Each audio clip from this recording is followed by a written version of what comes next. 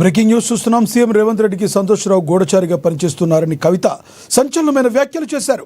ఉద్యమ నేత కేసీఆర్తో ఉద్యమకారులను కలవనివ్వకుండా చేసింది అతడని, ఆ పాపం ఊరికే పోదన్నారు.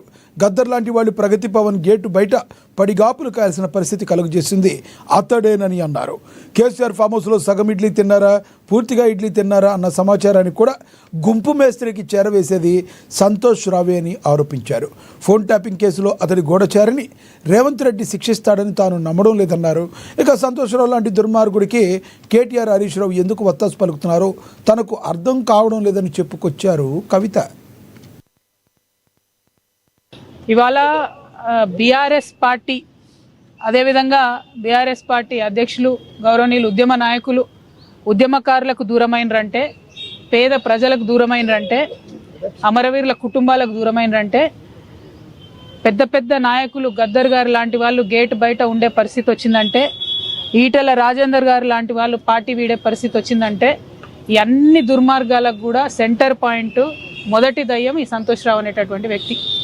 మరి ఆ సంతోష్ రావు గారిని సిట్ ఇప్పుడు పిలిచిందని చెప్తూ ఉన్నారు ఫోన్ ట్యాపింగ్ విషయంలో.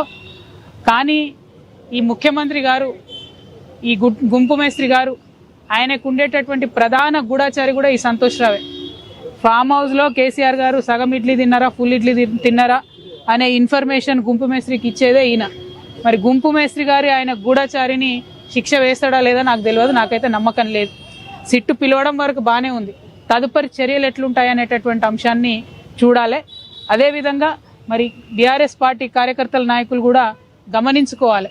ఇటువంటి దుర్మార్గుడికి హరీష్ రావు గారు, కేటీఆర్ గారు ట్వీట్స్ చేపెట్టి వత్తాసు పలకడం ఎందుకో అర్థమైతలేదు నాకు.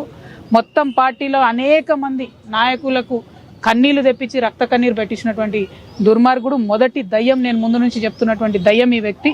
మరి ఈ వ్యక్తి ఇవాళ వచ్చిండంటే చట్టం కరెక్ట్గా తన పని చేస్తే శిక్ష ఖచ్చితంగా పడుతుంది. కానీ